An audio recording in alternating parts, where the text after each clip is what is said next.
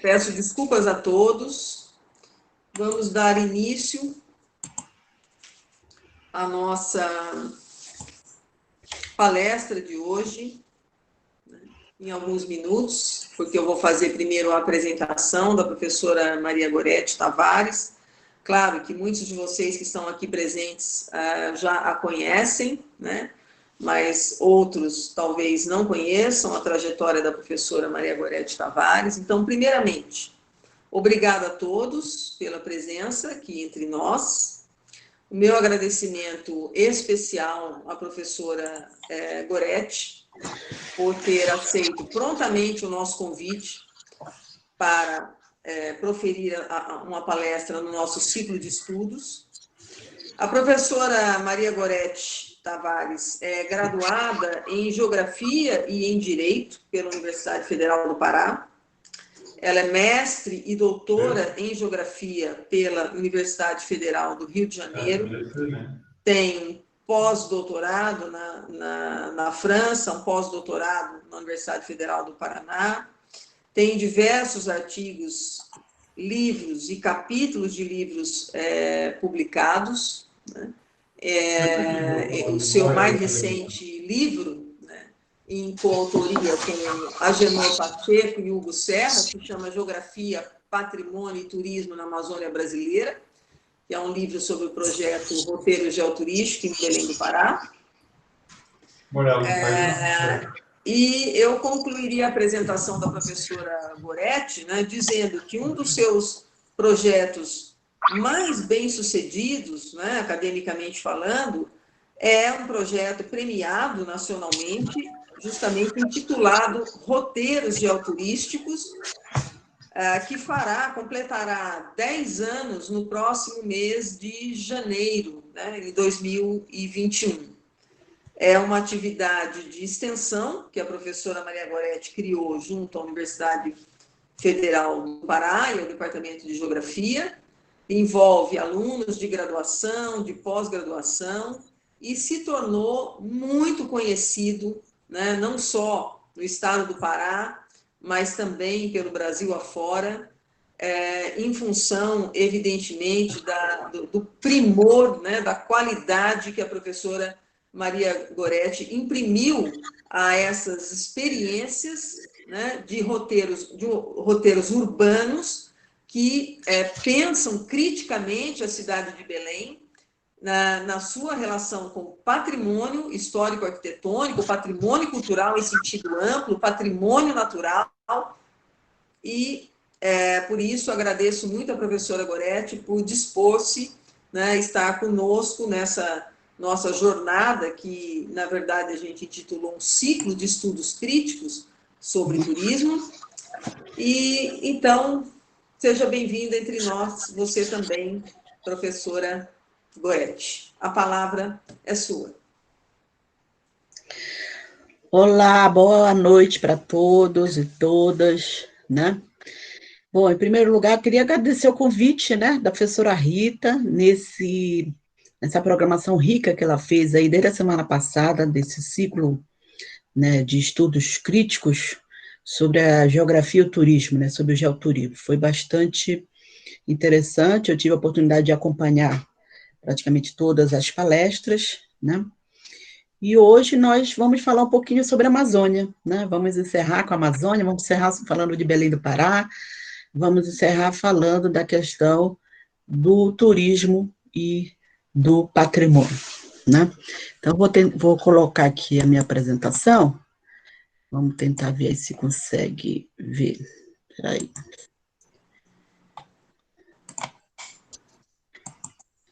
Entrou aí? Vamos ver. Está entrando? Por enquanto, não, Goretti. Volta aí. Espera aí, deixa eu voltar aqui. Deixa eu ver aqui. Falta... Aqui em cima primeiro, né? Qualquer lugar? Ah, então agora tá. Aí eu tenho que... Tá. Aí vejam agora se entrou. Agora, peraí. Aqui apareceu para mim que entrou, mas eu não estou vendo.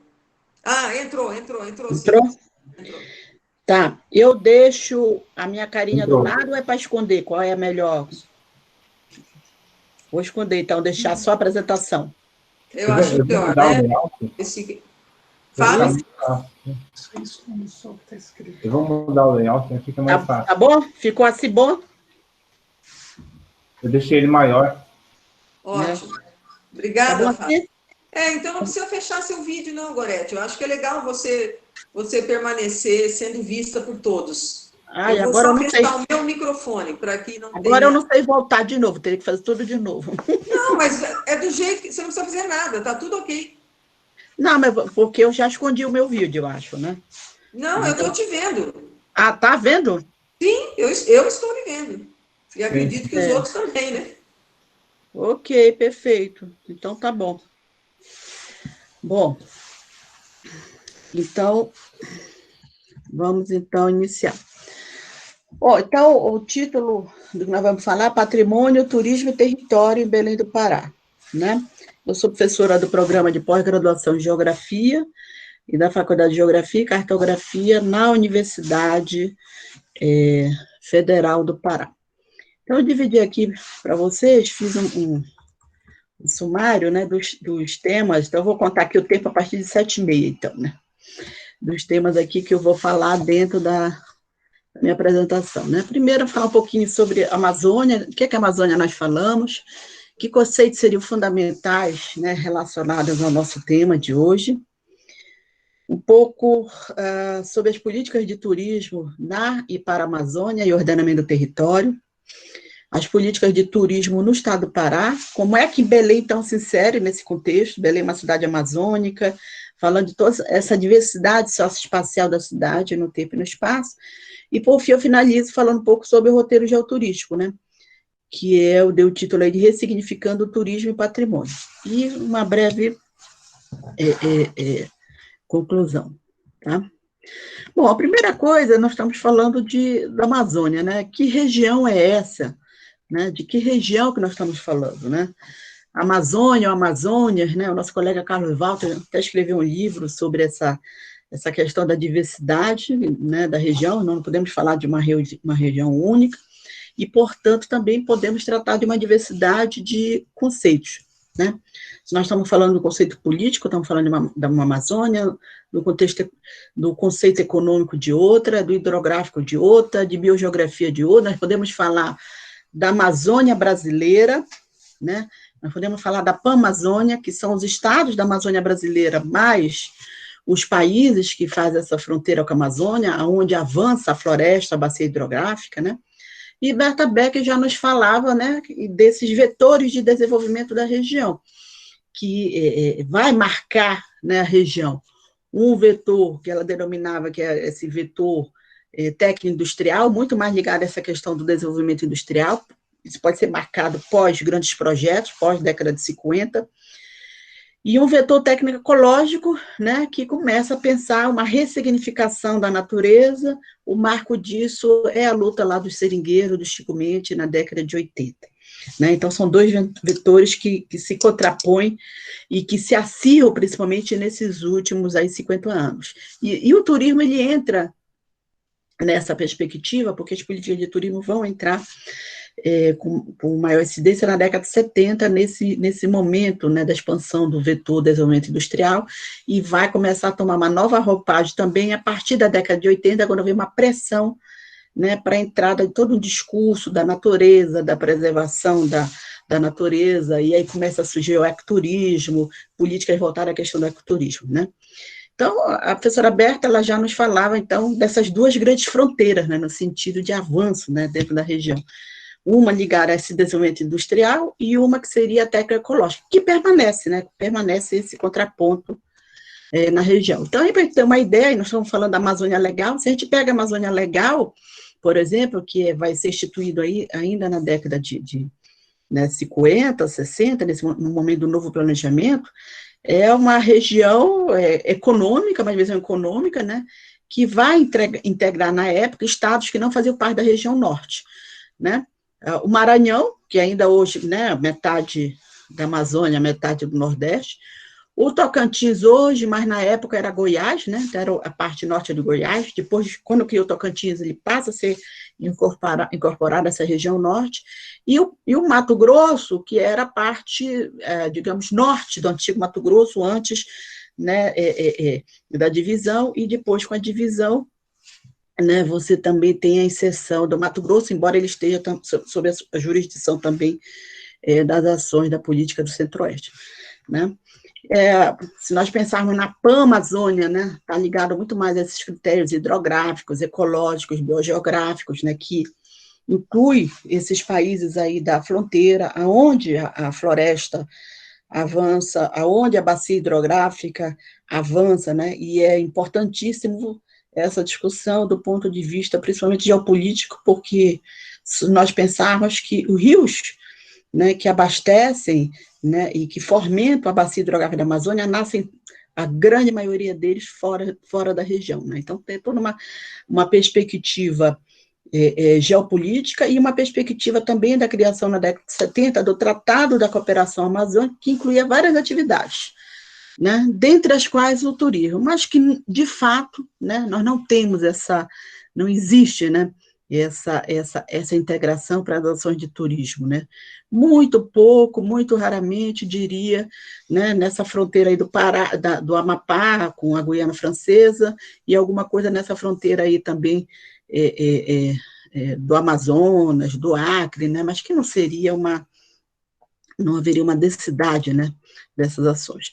E para nós falarmos do que é essa Amazônia, é um continente, né, nós estamos falando também, pensar o turismo também na Amazônia é pensar nessa diversidade da região. Aí é uma brincadeirinha que a gente conta na internet, pega lá todos os países da Europa, coloca aí na Amazônia e sobra espaço, né? Então, nós estamos falando, a Amazônia brasileira, ela representa 80% dessa Amazônia toda sul-americana, e a Amazônia Legal, praticamente 60% do território brasileiro, mais de 60%, quase 70% das florestas tropicais do mundo, e toda a questão da biodiversidade, eu incluiria uma palavra-chave também, até para pensar essa questão do turismo, que é uma sociobiodiversidade, né? Não é só a biodiversidade, é a sociobiodiversidade, a partir do todo o processo histórico de ocupação da região, desde a participação, antes da chegada dos europeus, né, de toda a sociedade indígena, e como também, né, todo o movimento de imigração ao longo do processo de ocupação da Amazônia,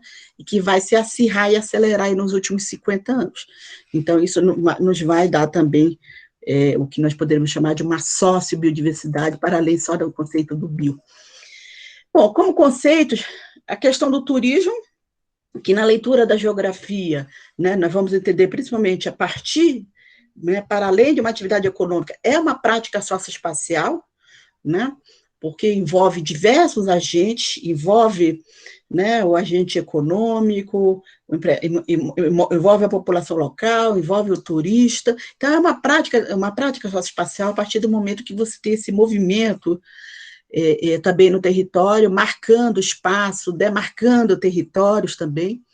O meio ambiente, né, e aí a gente pensar nessa questão do ambiente não separado da natureza e cultura, isso é natureza e sociedade, natureza e cultura, isso é importante para pensar as ações para o turismo e para a questão do patrimônio, porque no patrimônio nós vamos discutir também sobre isso.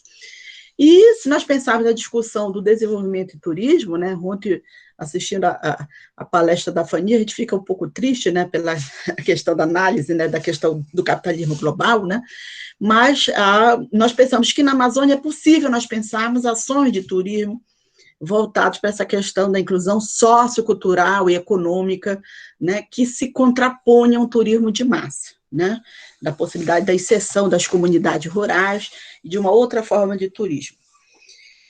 O patrimônio, e aí o patrimônio aqui nós vamos tratar nesse sentido amplo, é o cultural, é o natural também, é o cultural e o natural que não se dissociam, né? Então, a gente tem uma tendência, você vai separar o que é patrimônio natural, cultural. Não se dissocia. E dentro disso a gente tem a discussão do patrimônio material e imaterial, que também não se dissocia. Então, o patrimônio no sentido desse movimento aí da sociedade. As políticas de turismo, né, na região e ordenamento do território, nós podemos marcar esse início mesmo relacionado a esse momento da década de 70, com a entrada da política de planejamento, dos grandes projetos. O governo federal ele realiza uma série de medidas voltadas para a expansão da atividade na Amazônia, e aí aparecem os planos de desenvolvimento da região, ou PDAs, né? Plano de Desenvolvimento da Amazônia. E aí nós vamos ter o 1, o 2 e o 3, e onde é que o turismo entra, né, nesse contexto, né? Bom, nesses planos nós tínhamos estratégias espaciais, né, que estavam muito mais ligadas a essa questão da ligação do território, da concepção de desenvolvimento, e que a opção foi a construção de rodovias, né, principalmente a implantação de usinas hidrelétricas, né, para possibilitar essa circulação e o atendimento de projetos industriais que viriam a ser implantados. Então, as ações do turismo nesse período eram o quê? Era o parque hoteleiro, que não tinha muito a ver com o turismo, mas o turismo ele vinha, né, atrás dessa história. Na verdade, o parque hoteleiro ligado a todo o processo do novo movimento de pessoas que vinham para a região em torno desses empreendimentos. E isso nós vamos ter financiamento, inclusive, né, dos órgãos, como o Banco da Amazônia, da própria Sudam, né, de uma rede hoteleira, concentrada principalmente aí, Belém, Manaus e São Luís. E a implantação da infraestrutura viária, que também não estava diretamente relacionada à atividade turística, mas sim relacionada a interligar os pontos fundamentais para circular a essa nova produção econômica. Na década de 90, o que a gente vai ter, né? Temos a implantação de um Plano Nacional de Turismo, começa a ver o momento aí, né, Eco 92, começa a emergir essa questão da natureza, sobre uma nova leitura, começa a surgir toda a discussão do Conselho de Desenvolvimento Sustentável, busca-se essa integração, né, pelo menos no discurso, nos documentos, dessa integração de desenvolvimento e conservação da natureza, evidentemente, em função de toda a pressão do movimento da Eco 92 e do próprio esgotamento das políticas de desenvolvimento para a região. É um momento que o Estado, né, a gente vai ter uma saída daquelas políticas do governo federal e uma maior, digamos, responsabilidade para os governos estaduais e para os municípios. Isso vai ser marco pela Constituição de 88. E aí a gente começa a ter algumas mudanças que vão se refletir nessa política de turismo, né, na década de 90, né, a questão dessa municipalização, mas a partir do século XXI, 2013, a gente vai ter esse marco, né, de mudança na política de turismo nacional, que é a criação do Ministério do Turismo e a implantação de novos planos nacional de turismo. Esse, por exemplo, de 2003, 2007, aparecem alguns elementos fundamentais na questão do objetivo. Chaves, palavras-chave. Produto turístico, né, tinha que desenvolver, mas já se colocava que teria que se relacionar com a qualidade das nossas diversidades regionais, culturais e naturais.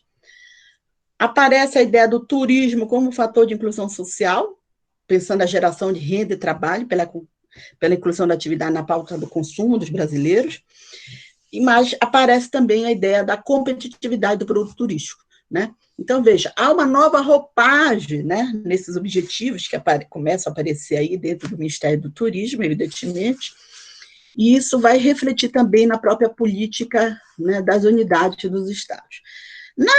No estado do Pará, né, e eu creio que o marco disso é a década de 90, onde, na época, o governo ele lança o programa do governo Novo Pará, que dizia o seguinte: 3 atividades vão ser selecionadas como principais para o desenvolvimento da atividade turística no Pará: agroindústria, mineração e turismo, né?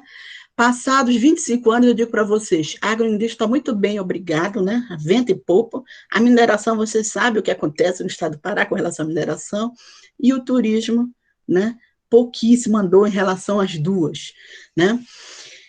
E é esse momento de pensar, né, era a ideia da descentralização do turismo dos municípios. Em 2012, a gente vai ter a criação do PDT, um Plano de Desenvolvimento Turístico, e dos polos turísticos, né, no estado do Pará, e a ideia era pensar uma divisão regional, né, entre polos, selecionando cidades que seriam fundamentais para o desenvolvimento do turismo. Então, a ideia do polos, lá na década de 70, volta à tona novamente. Ao mesmo tempo, é um período que começa a aparecer também toda uma política voltada para a consolidação do ecoturismo, o Proecotur.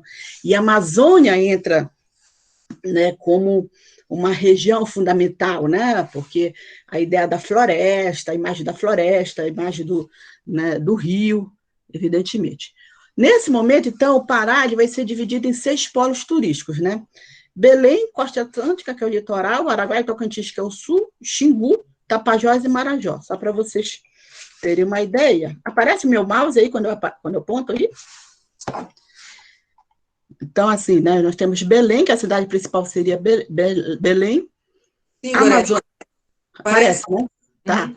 A Amazônia Atlântica, que é aqui Salinas, Marajó, Soura e Salvaterra, aqui o Araguaia Tocantins, que é o sul do Pará, a cidade de Marabá, Xingu, que aqui é Altamira, e Tapajós, Santarém, só para vocês terem uma ideia dessa distribuição. Se vocês olharem o mapa, são cidades, né, que estão ligadas ao rio ou mar, mas uma parte delas também foi integrada a esse processo da rodovia. Só para dar uma ideia aqui, essa linha que passa aqui, Marabá, Altamira, é a transamazônica, né, e que vai até aqui é a Cuiabá-Santarém, né? Então, que houve mudanças fundamentais no processo de urbanização também dessa cidade. Aí o Polo Belém, né, Tapajós, Santarém, né, aí é o encontro do rio Tapajós com Amazonas, né, em frente a Santarém.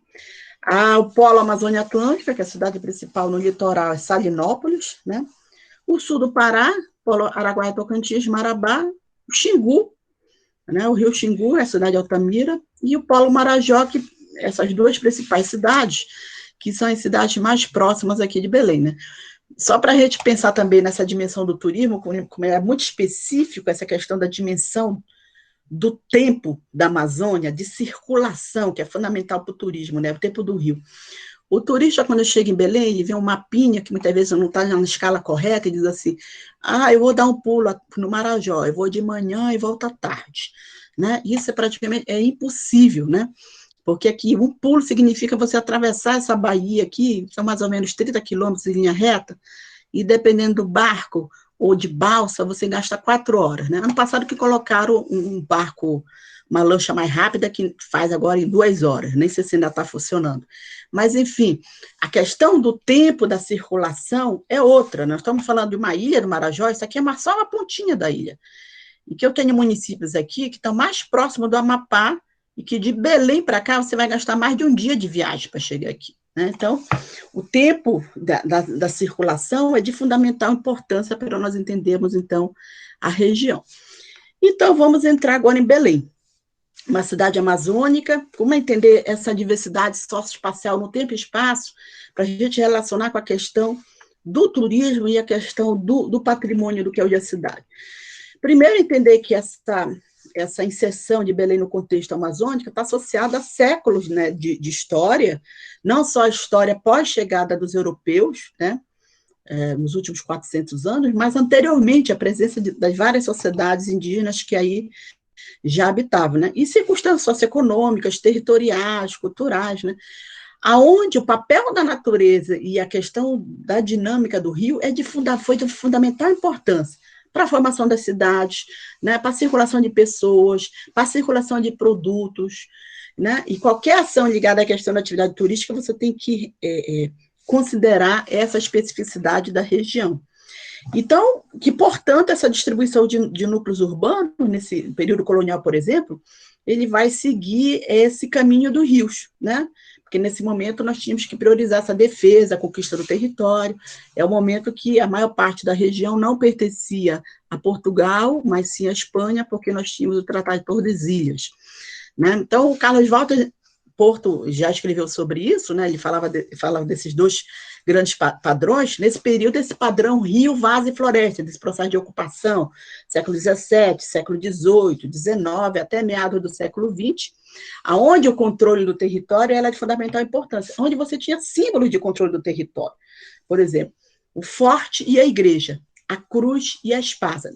A espada vão ser símbolos. Então, se vocês forem a Belém, onde a cidade nasceu, no Forte do Castelo, nós vamos ver lá a fortaleza e ao lado do forte, em frente ao forte, nós vamos ver a igreja, né? Então, aí está bem presente esse símbolo do território, do processo de ocupação do território, né?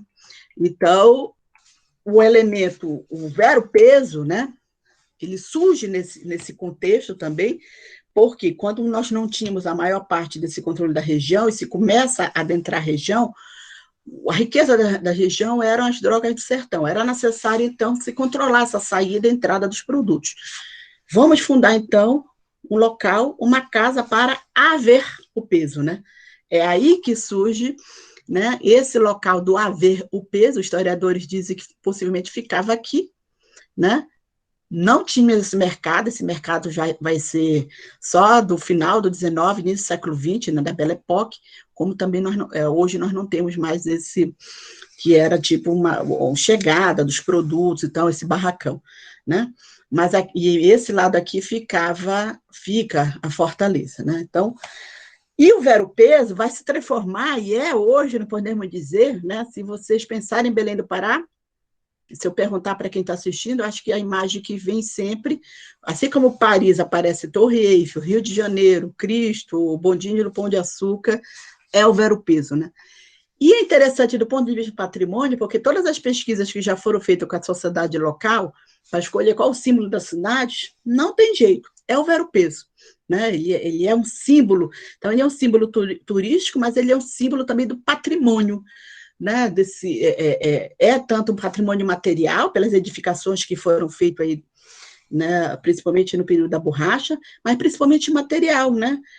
Chega a nossa cultura alimentar, chega os peixes, chega o tucupi, né? A forma de falar, os sons, os cheiros, as cores do vero-peso, né? Eu sempre digo que uma visita ao vero-peso é uma visita sensorial, né?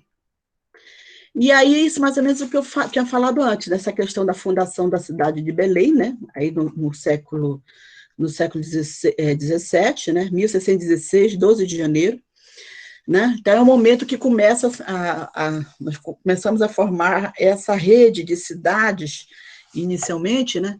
E Belém, o Pará, pertencia ao Maranhão, né?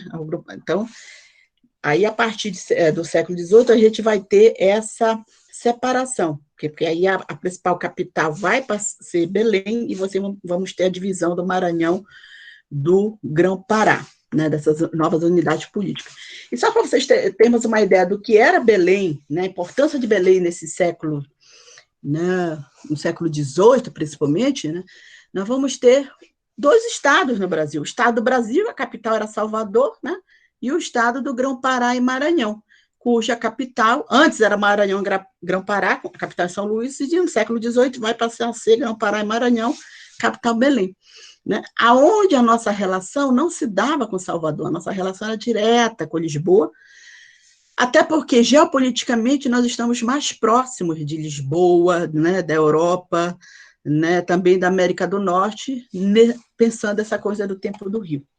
Né? Nessa imagem mostra as estratégias aí, né, das fortalezas, né, da entrada aí na região. Né? Então, primeiro a gente tem essa criação do Estado Maranhão-Grão-Pará, em 1621, e no século XVIII cria-se o Grão-Pará e Maranhão, a sede de Belém. Né? E aí, em 1774, o Estado passa a condição de capitania como parte do Estado do Brasil. Mas nós vamos ter esse vínculo direto, né, com Portugal. Isso vai ser de fundamental importância para nós entendermos elementos da nossa cultura, da nossa identidade, inclusive regional. Por que nós não queríamos, né, também aderir à independência do Brasil, o fato de acharmos que éramos, então, portugueses, né? E está presente na nossa cultura, no nosso chiado, né, na nossa forma de falar, na nossa cultura alimentar também, né? Aqui tem uma representação dessa presença dos fortes, que está em triângulo, e o que eram as missões religiosas, né? Porque essa ocupação vai se dar com a presença militar, mas a presença religiosa. Porque quem é que poderia dominar a mão de obra para coletar as drogas do sertão? né, que estavam no interior da região. Os religiosos, a estratégia era a criação das missões religiosas. Nesse momento, até, né, o final do século XVIII, ainda não era a entrada da mão de obra, né, africana, que só vai se dar lá na Companhia do Comércio do Grão-Pará, final do XVIII.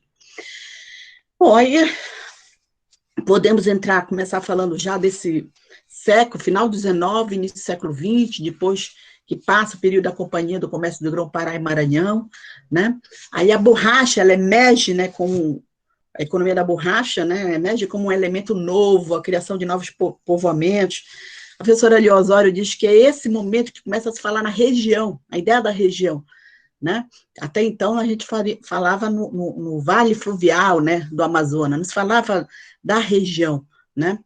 Começa a se falar da região porque a gente vai ter essa amplitude do território, mas nesse momento baseado no aviamento, né? Porque se diz assim, a borracha enriqueceu a região, vírgula, né? Houveram melhoramentos nas cidades, no caso, nas capitais de Belém e Manaus, né? Aonde estava concentrado, né? Quem vendia borracha, quem comercializava, quem exportava, agências bancárias, e uma pequena elite vai se apropriar, inclusive os intendentes municipais, os prefeitos, né, da época, que vão, então, embelezar a cidade, né, fazer todo o processo de reforma urbana na cidade, esse período aí, no caso, que seria da Belle Époque.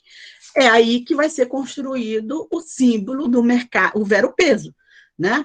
O seu ferro, todo o ferro é exportado, vai ser o mercado de peixe, né? Como do outro lado vai ter o mercado de carne, né? Então, muitos pensam que esse símbolo vem lá do período colonial. Não, ele vai ser esse finalzinho do XIX, início do século XX, né? E vai ser um símbolo hoje tanto do turismo como da questão patrimonial na cidade. Essa foto aí é final aí do XIX.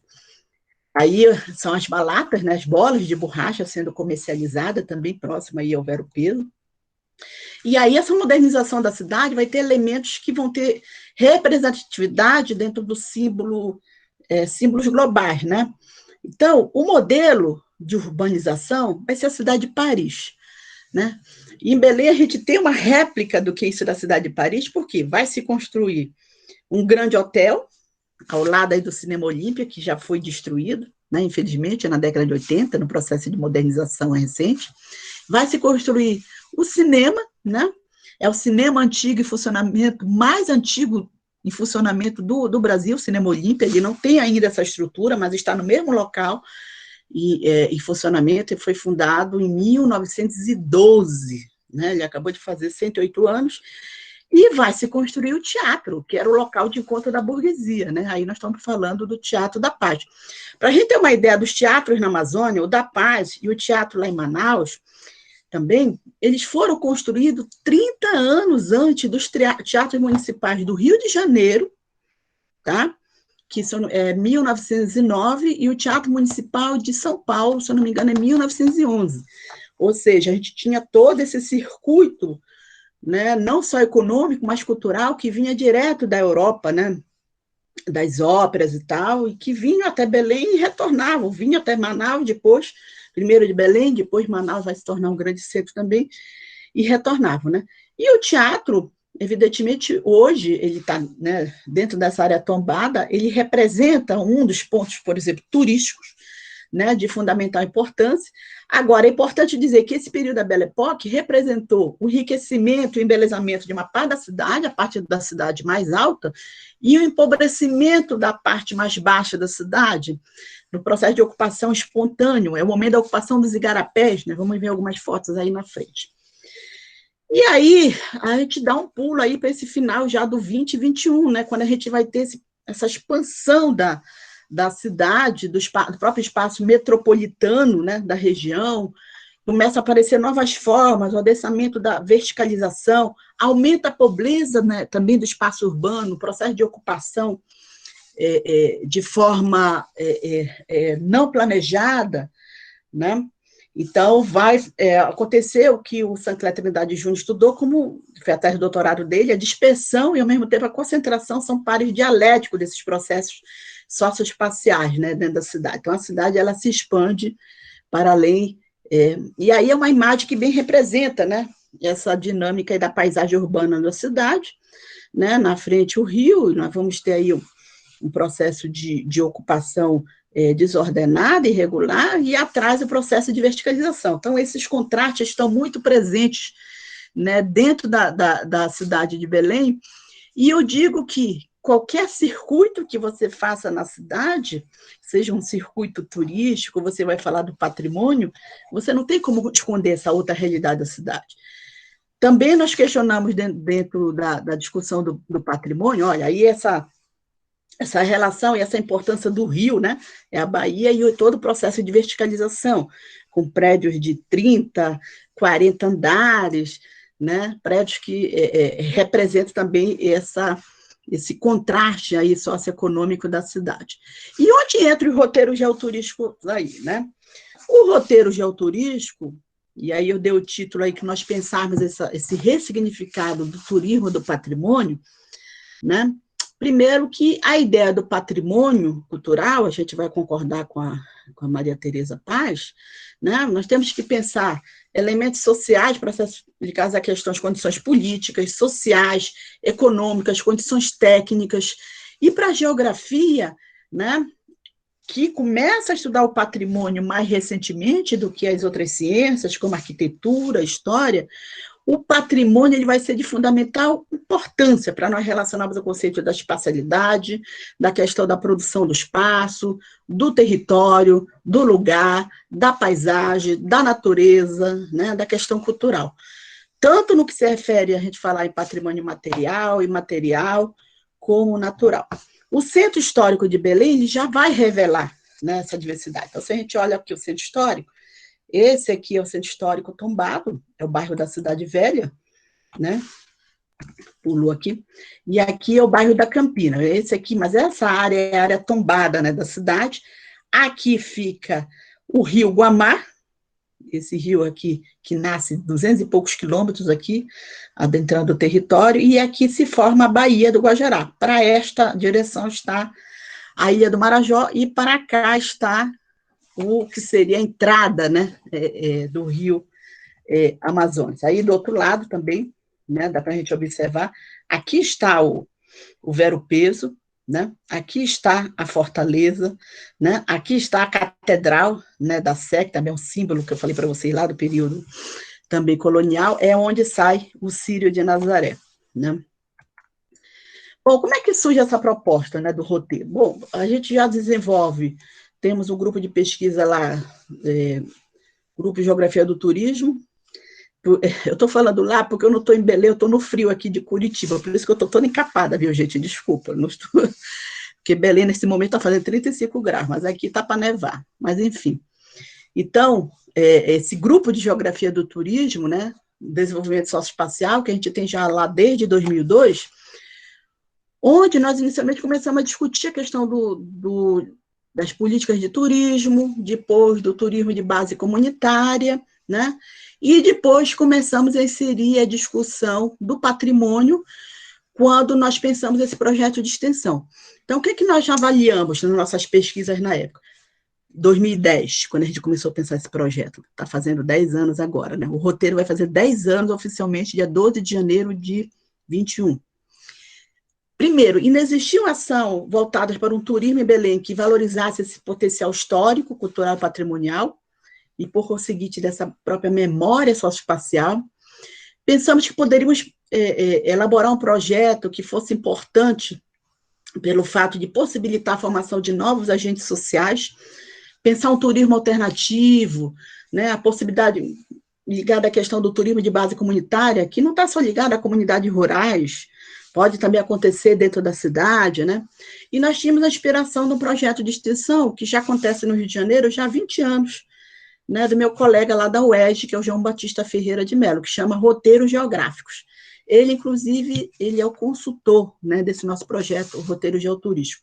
A outra coisa era pensar essa coisa acadêmica mesmo, né, como integrar ensino, pesquisa e extensão, né, o que nós fazemos no ensino, na pesquisa, e pensar um projeto que fosse para a sociedade. A importância também da própria produção acadêmica, né, desses alunos, porque esse projeto eu coordeno, mas tem uma enorme presença, né, dos discentes lá, desde o ensino médio, da graduação, alunos no mestrado, alunos no doutorado, né, e todos eles fazendo uma produção, desde relatório de iniciação científica, trabalho de conclusão de curso, dissertação de mestrado, tese de doutorado, né, e o projeto, quando ele vai ser implantado, ele passa a assumir uma função e uma ação importante de educação patrimonial para os moradores da cidade, de pensar e valorizar esse potencial simbólico da cidade no tempo e no espaço. Quem nos chama a atenção nesse momento é o próprio IPHAN. O IPHAN vai lá no nosso roteiro, lá do início, a Carla Cruz, que era a coordenadora de ações de educação patrimonial do IPHAN, bateu na nossa costa e disse assim, professora, só está fazendo educação patrimonial, vamos fazer parceria. Eu digo, opa, vamos, a universidade está aí para isso. Né? E aí nós começamos a fazer parcerias com o IPHAN. E aí, para vocês terem uma ideia das imagens do roteiro, né, hoje nós temos criados, assim, instalados mais de 11 roteiros na cidade de Belém e tem mais de 10 outros em parcerias. Vou falar um pouquinho aqui para vocês terem uma ideia do que é essa cidade, dessa potencialidade do turismo e mesmo da questão patrimonial. Né? Qual é a ideia do projeto, quando nós elaboramos? Né? Escolher circuito na cidade e que nós pudéssemos escolher num circuito 10 paradas, 11 paradas, e falar dessa geografia, desvendar essa geografia, falar da história, falar da arquitetura, conversar com as pessoas que moram nesses locais também, que participam do roteiro, ou que trabalham também, né? Então, desvendar a cidade sobre uma outra ótica. Então, como é que funciona? A gente faz o convite, por exemplo, esse aqui é o convite lá dos 401 anos de Belém, foi então de 2017. Né? Faz, olha, dia 14 de janeiro, 8h30 no Forte do Castelo, vão todos. Então, aí, todo mundo vai, se divulga pelas redes sociais, e a gente não tem controle, pode dar 30 pessoas, como pode dar 100, 150, como já deu. No aniversário de Belém, todo mundo fica apaixonado, e aí vai mais de 100.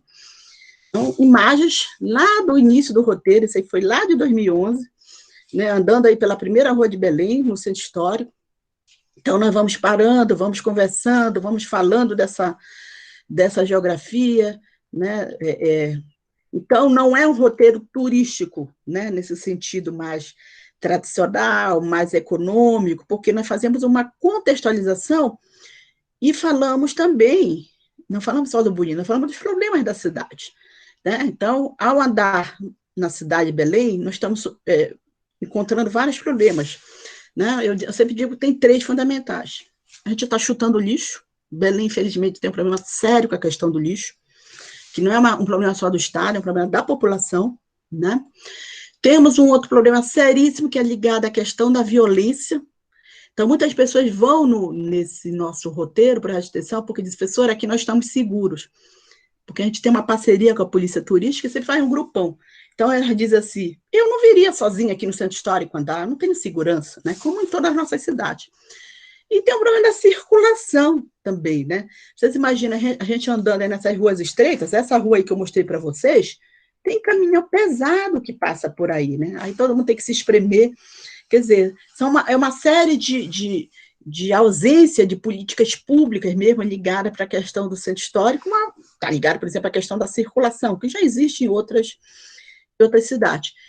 Como também nós incluímos pontos que um roteiro turístico tradicional não incluiria. Por exemplo, aí, a Feira do Açaí. Ele é um ponto de extrema importância para a cidade de Belém, porque a Feira do Açaí fica entre aqui o Vero Peso e esse lado aqui em cima a Fortaleza, né? E é onde chega a nossa bolsa do açaí. Está aqui o açaí, né? É onde chega, pela madrugada, o açaí que vem todo aqui dessas ilhas do outro lado de Belém, de municípios próximos, e é comercializado e é vendido depois nos mais de 5.000 pontos que existem na cidade de Belém. Aí, quando nós começamos a fazer, aí os guias disseram, professora, não faça isso. A Feira do Açaí, por que não? Não, porque a Feira do Açaí é fedorenta, ela é suja, tem um bocado de bêbado. Eu digo, pois é, mas ela não é de extrema importância para a nossa história, para a cultura da cidade. Então, se é isso, nós temos que trabalhar junto ao poder público, junto com quem trabalha, com quem vive aí na Feira do Açaí, e não descartar esses pontos que são de extrema importância. Então, eu vejo que as políticas de turismo, elas têm que pensar nessas ações, não é só você construir uma infraestrutura, mas tem que conhecer o território, quem ocupa esse território, quais são os problemas, né? Isso é de extrema importância. Aí o roteiro de janeiro de 2016, né? Nesse momento nós tivemos mais de 100 pessoas, e aí quando nós paramos aí, nós falamos da feira e falamos da importância do rio. Sim, o rio como patrimônio também da cidade, por onde chegam os produtos, por onde chegam as pessoas, por onde chegam as lendas, né? Falamos, até orientamos uma dissertação lá de Portugal, que ela veio passar, a orientanda veio passar uns 6 meses em Belém e resolveu fazer e discutir essa questão do rio enquanto patrimônio, né, da Arlete Joaquim. Aí, lógico, paramos nos pontos em que nós falamos de todo esse patrimônio edificado, né, como aqui nós estamos falando do Museu de Arte Sacra, né, que foi a primeira igreja aqui de Belém, a Igreja de Santo Alexandre, né, o Museu dos Governadores, que hoje é o Museu do Estado do Pará, né, que era a antiga casa lá dos governadores, que é uma obra de um arquiteto lá do século XVIII, importante na cidade. Aí também um roteiro do aniversário de Belém, de 18, a gente teve mais de 100 pessoas. E no Instituto Histórico, né, o Instituto Histórico e Geográfico, nós reorganizamos, né, nos últimos 10 anos, tem mais de 70 sócios, e hoje ele exerce um papel importante também na realização de palestras, né, de atividade de educação patrimonial, do próprio turismo. O curso de turismo tem uma ação importante lá, né, de receber também os visitantes do turismo, coisa que há 10, 15 anos atrás nós não tínhamos muita inserção da cidade, por conta daquelas políticas da década de 90, da imagem do Ministério do Turismo. O que era a Amazônia? Né, digamos, década de 80, 90, era a ideia só da floresta, eu digo assim, né, era a floresta, o rio, a cobra e o índio de forma deturpada, né, essa ideia da figura né, era o jacaré, a cobra, quer dizer, você não se pensava, não se trabalhava a questão do cultural, não se trabalhava essa questão dessa nossa potencialidade e essa nossa diversidade sociocultural existente, as políticas de turismo. O que eu acho que recentemente, para vocês terem uma ideia, nós só vamos ter uma Secretaria de Turismo no Estado do Pará a partir de 2011. Então, tem menos de 10 anos também, né? Então, nós tínhamos muito a Paratu, que era mais de divulgação, de comercialização, né? Mas que não era uma secretaria. Então, as mudanças são lentas, né? No roteiros, então, como eu falei para vocês, nós entramos em pontos quando é permitido. Aqui, por exemplo, era um roteiro especial que nós recebemos a turma. Está aqui o professor Eudes, não sei se ele está assistindo. O professor Eudes trouxe a turma lá de Xinguara, e nós recebemos. Era uma turma pequena, então vamos entrar, né, num local interessante, porque aqui nós temos a parte da área tombada e do lado você tem todo esse processo de ocupação desordenada. Então, nós entramos também para conhecer. Perguntaria, isso também não faz parte do nosso patrimônio? Nós entendemos essa dinâmica, o que a gente estava discutindo antes, numa mesa anterior, né? Essa questão da periferia, dos bairros periféricos, uma outra leitura também da questão patrimonial. O roteiro tem toda uma questão da produção de cartografia, né? E de folders, que é feito também com colaboração dos alunos, e que quando tem recurso, a gente tem recurso do IFAM, às vezes, a gente distribui para as pessoas. A ideia é que as pessoas possam depois fazer o circuito, mesmo sem o grupo. Aí tem o do Vero Peso, vou passando mais rápido, que eu já adiantei aqui bastante o tempo, tá? O que é o Vero Peso? É um complexo, né, dos mercados, aí o mercado de peixe, a importância estratégica do Vero Peso, a importância cultural, político, símbolo da cidade, ponto de encontro entre urbano e rural, questão do saber da prática ribeirinha, tudo isso é tratado durante o roteiro, né? Essa imagem eu gosto muito, porque revela o que é, né, a cidade de Belém, essa relação com a natureza, a cultura, o patrimônio, né, no Vero Peso, e tradicionalmente o Vero Peso era ocupado pelos urubus, né, o resto do lixo, mas nos últimos 10 anos, a garça passou a fazer parte do Vero Peso, porque ela foi expulsa das áreas de devastação no entorno de Belém, e ela foi para as praças e para o Vero Peso. E até tem um carimbó que foi criado, que é o namoro da garça com o urubu, aí da Dona Onete, né, se vocês não já ouviram falar, então é bem interessante também. Aí, nesse roteiro, a gente insere as pessoas que trabalham e têm ação no local. Quem fala aqui é o presidente da Associação dos Trabalhadores do Vero Peso, Então, ele fala como é que está o Ver-o-Peso, a relação com a prefeitura, a questão da reforma, né? Então, o roteiro tem essa dimensão de falar, sim, dos elementos importantes do patrimônio, mas também falar dos próprios processos, das contradições que existem também no local, né? Aí a Pedra do Ver-o-Peso, né? Aí a Beth Cheirosinha, que fala aí de todo o recurso, das herveiras, né? Dos saberes aí das herveiras. Aí é um grupo em massa de 18, e aí outro grupo também na Pedra do Ver-o-Peso. Aqui é uma artista que sempre vai, a Maria Borges, e representa aí a Matita Pereira, que faz parte da lenda, né, lá de Belém. A produção cartográfica, o folder, né? Vou adiantar mais aqui. Aqui a Belle Époque foi um outro roteiro, né, de 2012, e que aí nós fazemos o circuito justamente nessa Belém que foi parte dessa Belém que foi reformada, o Teatro da Paz, o cinema, né, os coretos, a Mangueira, né, que vai ser um projeto aí do início do século XX, que não é da Amazônia, né, mas vai ser incorporado e Belém vai ser conhecida como a cidade das Mangueiras, né, e o próprio Teatro da Paz. Aí, no outro bairro lá do Centro Histórico também, que é o bairro da Campina, que não é turístico, né, e que a gente acha que é importante pela dimensão cultural, pela dimensão, né, social, e mesmo histórica, né, desse bairro, o bairro da Campina, né, fazemos também o circuito. O bairro do Reduto também, que é o bairro industrial da Belle Époque. Aqui é uma imagem do Reduto, do início, final do 19, lá no fundo nós não tínhamos ainda o porto, né? Aqui essa imagem, final do 19, e aqui é o Reduto hoje, né? Aí que vai ser feito o porto, e vai se transformar no igarapé, que vai se transformar numa vala, né? No canal. Então, é o grupo aí circulando aí no Reduto, né? E aí nós paramos em esses novos usos do patrimônio. Então, eles têm restrições no tombamento, não pode destruir tudo. Quais são os novos usos dentro desses espaços urbanos no centro histórico? Esse é um caso, né? Fica em frente da Unimed, ele é usado para estacionamento da Unimed. Não derrubou a fachada, mas caiu tudo lá dentro, né? Então, essa é uma potencialidade aí no nosso centro histórico, né, da questão econômica. E aí o grupo aí também circulando aí no bairro do Reduto.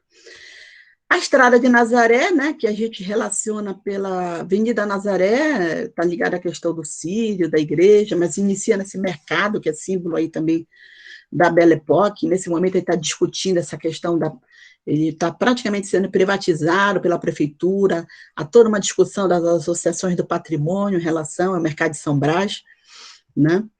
A gente discute as formas recentes, né? A gente vai falando conceitos da geografia, rugosidade espacial, né? Meu querido Milton Santos, uma água aqui com o Milton Santos para me inspirar. Né? A questão da discussão das formas recentes, né? Da verticalização, né? Aí é um parque que foi reformado em 2000 também, né? O Parque da Residência. Na Basílica, discutimos a questão do Sírio, né? Dos cinemas de rua que ainda resistem, do futebol como patrimônio, né? E aí se fala dos dois mais queridos, o Clube do Remo e o Paysandu. Tem um roteiro só esse arquiteto do século XVIII, que vai para Belém, vai deixar marcas importantes na cidade, ligada à questão da igreja, né? Ligada à questão do Estado, né? Arquiteto Antônio Lante. E temos roteiros em outros bairros, próximos ao centro histórico. Aí nós já saímos só dessa área tombada. O bairro de Batista Campos, que é um bairro também importante, que a gente entra num cemitério, um cemitério que é tombado lá, que já encerrou sua atividade desde o final do século XIX, né? O cemitério da Soledade. O bairro do Marizal também, próximo ao centro histórico. Aqui é interessante, se você for procurar, por exemplo, essa discussão das estátuas, onde Belém tem estátua que homenageia os índios? Você conta, você praticamente inexiste, né? Aqui nós temos aí na Praça Brasil, nesse bairro, que tem essa figura do índio. Então, dentro daquela discussão, né, que está se colocando agora, né, das estátuas, dos monumentos, que só representam o poder, né, o que fazer nesse momento, lá no final vou falar um pouquinho, encerrar falando sobre isso. Aí é um prédio, é um hospital, que é a Santa Casa, né, também fica nesse bairro. Aí nós saímos um pouco da cidade, começamos a ir dentro do município, né? Nós temos a Ilha de Mosqueiro, que é uma ilha, um distrito que fica mais ou menos 80 quilômetros por rodovia. né? E esse roteiro também vai ser feito em parceria aí com a professora Carmena, né? Desde 2018.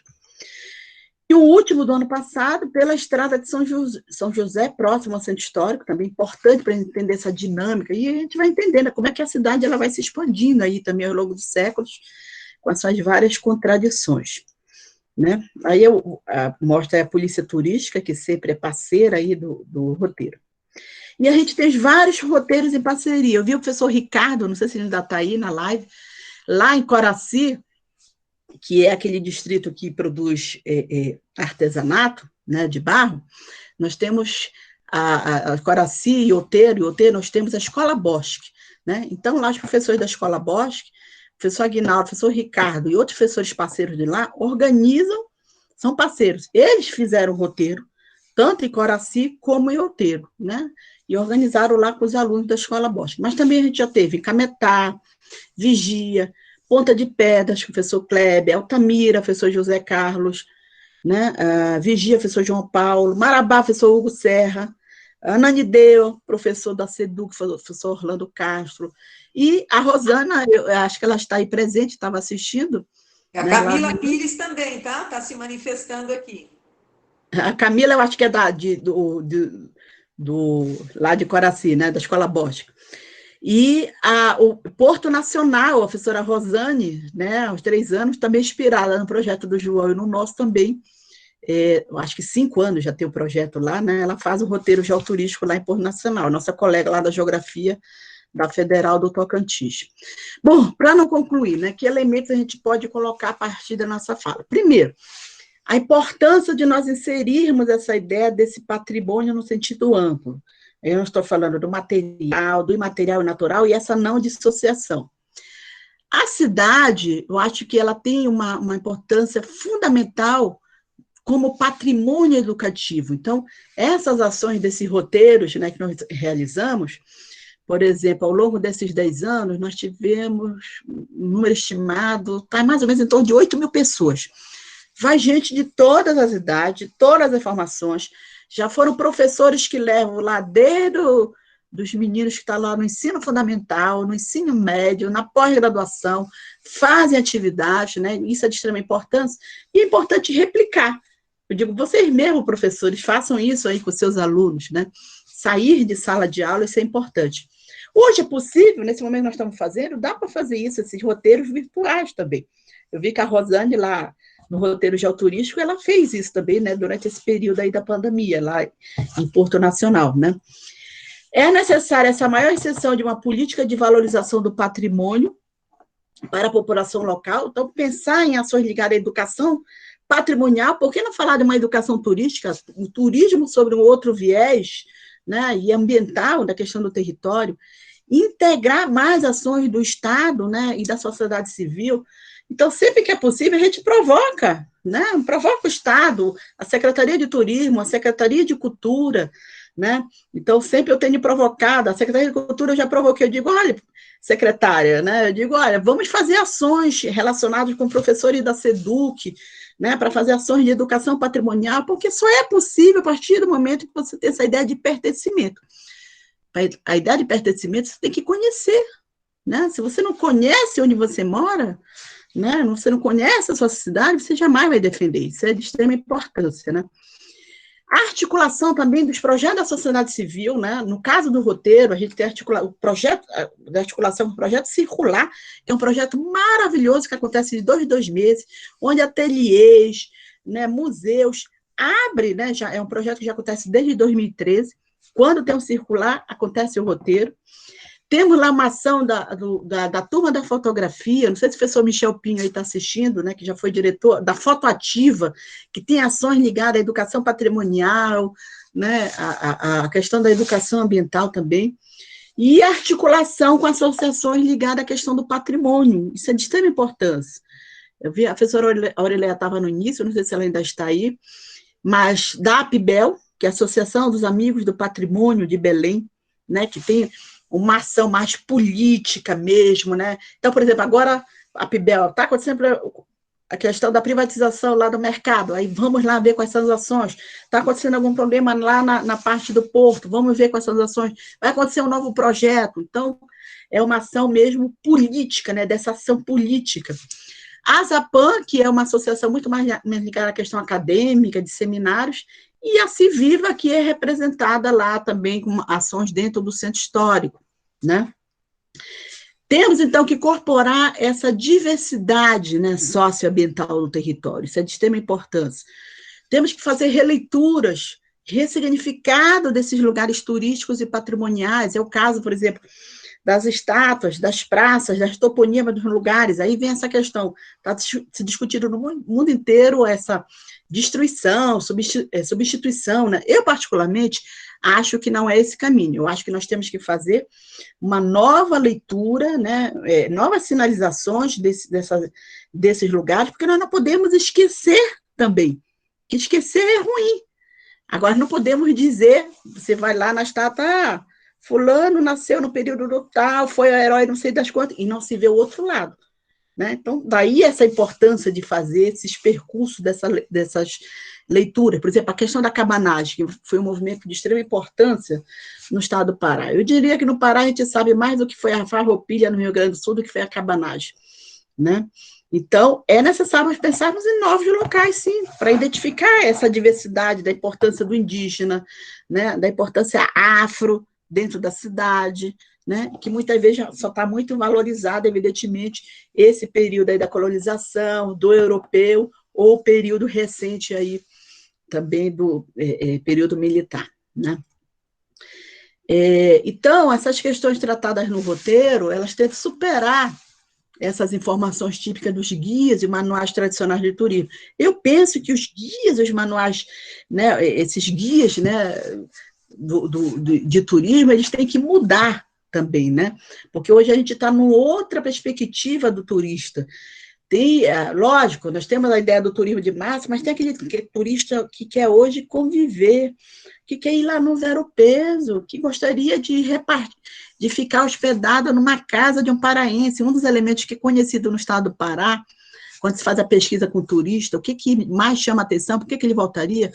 São duas questões principais. Hospitalidade, né, a coisa do receber do paraense, e a outra coisa que aparece é, evidentemente, a questão da gastronomia, né? Então, vamos pensar na questão da cultura alimentar, que é muito específica lá, né? É uma cultura alimentar que é fruto desse encontro aí, né, já da presença do indígena, mas com a chegada do europeu e com a chegada do africano, que vai dar esses nossos pratos aí, que tem símbolos aí nacionais, né? Então, a leitura do turismo também, né? Então, os cursos de formação de guia de turismo, eles têm que ter essa ideia e tem que trabalhar essa dinâmica do processo, né? Porque nesse mundo atual, que cada vez mais a gente está, né, ligada aí pela internet, vão ficar para trás, entendeu? Então, a gente pensa também que é uma ação que está ligada a essa formação crítica do cidadão, para pensar a cidade como um todo, para repensar as políticas de turismo e o patrimônio, né? E que a gente possa pensar essa questão da gestão para a cidade. Então, falar em turismo, falar em patrimônio, né, é você falar também na questão da cidadania, na questão da ação política, né, na questão da ação educativa. Isso é de extrema importância. E aí, últimas imagens, só para a gente fechar, né, o que é essa Belém aí com vários momentos no tempo. Então, aqui a Fortaleza, Fundação de Belém, aqui o Mercado Vero Peso, né, que enquanto o prédio vai ser criado no final do 19, início do século 20, mas o Vero Peso já existe logo depois da Fundação de Belém, tá? Só para vocês entenderem. E aqui essa Belém, né, essa Belém, entre aspas, moderna, essa Belém vertical, que não dialoga em nada, né, com a questão da natureza.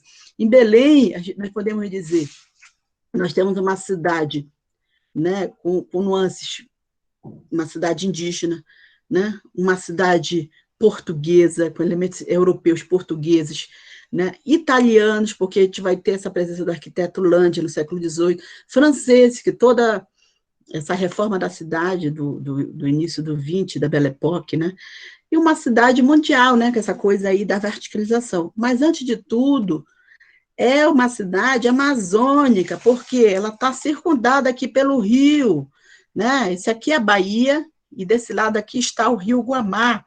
É uma cidade que está na entrada da floresta amazônica, na entrada do rio, o rio Amazonas também. Ela está praticamente, né, quase embaixo do Equador, né? Tem uma cidade que chove todo dia ou chove o dia todo. Esse período agora que nós estamos lá, né, enquanto estou aqui em Curitiba com esse frio de 5 graus, né, agora lá está 35, 40 graus, né? Então, isso para o turismo é interessante também, porque, por exemplo, Curitiba, São Paulo, você pode marcar um roteiro turístico 1 hora da tarde, numa boa. Em Belém, você jamais vai fazer isso, né? Porque ou você vai levar muito sol na cara, vai ter uma insolação, ou vai levar chuva, né? Então, tem essas nuances. Tem nuances para atravessar determinados rios, o tempo de subida e descida da maré também, né? Então, essa questão da natureza, ela tem que dialogar o tempo todo com os processos de construção da cidade. E essa cidade é uma cidade, eu posso dizer, pobre, do ponto de vista socioeconômico, né, onde nós não temos aí 70% de saneamento, nós não temos saneamento básico, né? É uma cidade com contrastes socioeconômicos, espaciais muito gritantes, mas riquíssima do ponto de vista social, cultural, dessa diversidade, que são elementos que podem ser inseridos, né, em política das atividades econômicas, como a questão do turismo, por exemplo, né? Inserindo essa diversidade. Inserindo essa diversidade é o seguinte, vai fazer uma política de turismo voltada à gastronomia, né? Tá, temos que inserir lá os restaurantes que estão lá na Estação das Docas, que é um dos símbolos, né? Lá da cidade, de reforma aí há 20 anos atrás foi feito, mas tem que inserir a Dona Maria, que está lá na esquina, que está vendendo tacacá, que é um símbolo significativo da cidade também, e as várias Donas Marias que estão espalhadas na cidade, os pontos de venda também de açaí na cidade. Então, é necessário a gente inserir essa diversidade, né, social e econômica da cidade. Então, é isso, meus queridos, eu já falei 1 hora, quase praticamente já, então eu vou encerrar e vou deixar aí para o debate, tá? Obrigada aí por me ouvir e estamos aí.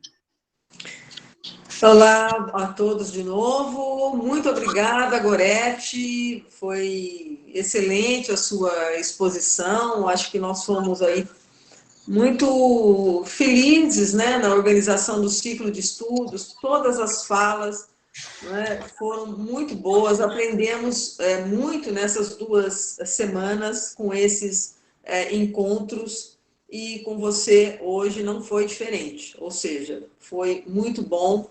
Há várias observações aqui feitas pelos presentes, também gostaria de registrar que, mais uma vez, temos pessoas aí de diversos lugares, né, não só do Brasil, mas de outros lugares do mundo, o professor José Guambi, lá de Moçambique, a Jéssica, de Buenos Aires, a Adriana, do Mato Grosso, e tem mais gente aqui que, às vezes, eu até conheço o nome, mas não me lembro exatamente de onde a pessoa é. Então, quem quiser se manifestar também em relação ao seu lugar de origem, lógico, tem vários paraenses também aqui presentes, né? Seus alunos, seus colegas, prestigiando a sua apresentação, isso é muito bom. Tem alunos meus, né, que também estão presentes. Obrigada a todos, né? Obrigada especialmente à professora Gorete, né? Registro a presença aqui de vários professores nessa sessão. E tenho aqui algumas perguntas, Gorete, que eu vou começar, portanto, a encaminhar para você. Olha, se alguém preferir fazer... Olha aqui, a Selma, da Universidade do Estado do Amazonas. Oi, Selma. A Gabriela Gumieda foi me orientando, o João Gabriel é aluno nosso.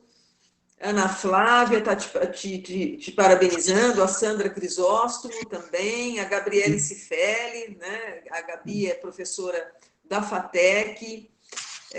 Boa noite, Gabi. A Camila Pires também está te parabenizando. A Adriana Rossi está dizendo que hoje a internet não está ajudando muito, né? O Bartinho, o Ricardo Torres, a Milene, enfim. A Rosane Balsan. Bom, tem duas perguntas bem pragmáticas, né? Se seria possível você disponibilizar os slides, né? E aí eu te pergunto, em caso positivo, como é que a gente faria isso? Como vocês têm um site dos roteiros geoturísticos, eu não sei se ali seria o lugar para isso, eu acredito que não, né? Mas para a gente disponibilizar os slides, a gente teria que ver como fazê-lo. O que eu poderia fazer é colocar, caso você se disponha a fazê-lo, no site do nosso laboratório, o Laboratório de Estudos Regionais, o LERGEL da USP. Tranquilo, não tem problema não. Tá bom? Eu te mando lá, depois aí você coloca o link lá do laboratório para a turma acessar. Já vou colocar já o link. Aí a outra pergunta é se os roteiros têm uma frequência fixa. Sim, antes de dizer, eu esqueci de falar, nós lançamos o livro, viu? Nós temos o livro do roteiro, foi lançado, que conta essa questão da metodologia, né? Uhum. E nós não temos ainda o e-book nós vamos ainda providenciar daqui para o final do ano. Mas os que tiverem interesse no livro, entre em contato aí comigo, depois deixa o contato aí, e aí a gente entra em contato e vê como é que faz, tá? Porque isso é interessante ler esses artigos, e também tem outros artigos que eu posso encaminhar, que já foram publicados sobre o roteiro, que falam da metodologia e tal. Bom, assim, faltou falar da frequência, né? É lógico, agora nessa pandemia, nós estamos parados desde janeiro, o último roteiro foi do aniversário de Belém, 12 de janeiro, e aí fevereiro é sempre o nosso intervalo de férias, aí íamos retornar em março. Não retornamos, né? Mas, ao longo desses quase 10 anos, qual é a frequência que nós temos feito? Uma programação de 1 a 2 roteiros por mês. Então, uma média aí, né? E aí, considerando esses meses, ao ano, na verdade, 12 a 13 roteiros, né? Então, há uma intercalação entre esses roteiros, a gente intercala, né? E aí, como vocês viram, a gente faz o convite, né, pelas redes sociais, né, publica temos o Facebook, vocês podem acessar o Facebook, tem 3 perfis lá do Facebook, procure lá Roteiro Geoturístico. Vocês podem acessar também, tem o canal do YouTube dos roteiros. Nesse canal tem vários vídeos do roteiro acontecendo, tem palestras minhas que falam sobre o roteiro, vocês podem também acessar, né? Então, ele tinha uma frequência, até antes da pandemia, dessa forma, 1 a 2 vezes ao mês, e é uma atividade, como uma atividade de extensão, é uma atividade gratuita, né? É uma extensão da universidade. Qualquer pessoa pode participar, basta ter disponibilidade para caminhar, né? O roteiro começa sempre 8h30 da manhã e termina por volta de meio-dia, né? Porque de manhã, que eu expliquei para vocês, né? À tarde a gente nunca marca, é mais difícil de marcar qualquer circuito a pé por conta do excesso de calor em Belém, né? Que o pico do calor é esse horário de 11 a 3, 4 horas da tarde em Belém, ou chuva também. Então, não é adequado, né? Então, é isso, sobre a frequência, né? Que perguntaram, né, Rita? Isso. Bom, tem mais uma questão aqui, tem 2 que eu estou vendo, vou dar mais uma olhada, ver se me escapou alguma. O João Gabriel pergunta se a professora vê alternativas harmônicas entre a preservação do patrimônio e as atividades de turismo. E, em caso positivo, né, se sim, você vê isso de forma conflituosa com o turismo, né? Eu acho que é o contrário, né? Quer dizer, se você vê alternativas harmônicas entre a preservação do patrimônio e atividades de turismo, eu acho que esse não é esse sim, né? Se você vê conflito aí com o turismo, aí ele dá o exemplo, por exemplo, a estação Docas, processo de revitalização, gentrificação, valorização, quer dizer, e aí ele pergunta, por fim, se é possível existir um outro turismo. Eu acho que é uma pergunta que foi feita para a Fanny ontem também, né? Pois é, né? Então, assim, é sempre muito conflituoso, né? Mas eu acredito que sim, é possível você ter algumas experiências. Ontem isso foi tratado também, né? Em algumas comunidades, dentro mesmo do espaço urbano, né? Se você tiver a inserção por exemplo, de associações, de grupos, de coletivos, né? De fazer atividades diferentes. É lógico, dentro dessa inserção, né, do que seria esse turismo de massa, que nós não sabemos o que vai ser dele, não é? Nós estamos num momento aí de total interrogação, o que vai acontecer? Né? Inclusive, eu quero aproveitar e dizer que a professora Rita propôs uma pesquisa maravilhosa, lá desde maio, né, que é uma pesquisa sobre esses impactos da pandemia no turismo. E aí nós formamos grupos no Brasil inteiro, colegas que estão participando do Brasil inteiro, inclusive da África, o professor Gambi, José Gambi, né, que é lá o em José, Moçambique. o Ringo. Mais três colegas lá de Moçambique, né? Temos também lá na Argentina uma colega, e temos colegas lá também de Lisboa, né? Então, nós organizamos uma pesquisa e a gente espera aí oferecer esses resultados daqui para março, tem todo o cronograma. E a Rita está coordenando aí dessa ideia, e hoje tem mais ou menos 100 pesquisadores, né? Por aí, né, Rita? Fazendo parte desse grupo. Temos quase 100 já, né? Temos quase 100 pesquisadores. É. Porque está todo mundo estudando o que vai ser do turismo, né? O que já está sendo, vocês estão vendo, né? A questão do impacto, porque o turismo é circulação, e uma coisa que a gente não pode fazer muito hoje é circular, né? Com tranquilidade, tem todas as normas, né? Agora, essa relação do turismo com o patrimônio é sempre de muito conflito, né? A primeira coisa do patrimônio é a gente pensar, o patrimônio, ele só tem sentido se ele tiver uso. Né? Ah, você tombou, não pode entrar. Não, tem que ter uso, tem que fazer essas políticas de acesso. Através do quê? Ações, o próprio turista, né, que visita a cidade, evidentemente, como também, né, o próprio morador da cidade, né? Ações que tá interligado, como eu falei, por exemplo, ações da Secretaria de Cultura, né, da Secretaria, né, de Educação. Então, eu acho que existem, sim, alternativas, né? Existem alternativas. Agora, essa participação da diversidade da sociedade, né, dos coletivos, das ações sociais que têm visibilidade, têm ação na cidade, tem que ser incorporada e tem que dialogar com qualquer política ligada à questão do turismo e patrimônio.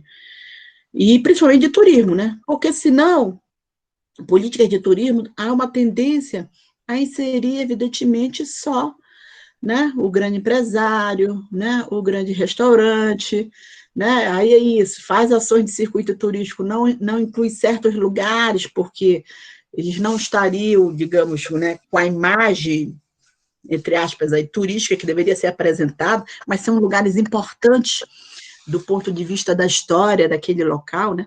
Então, há que haver uma nova leitura, né? Novas narrativas têm que ser trabalhadas.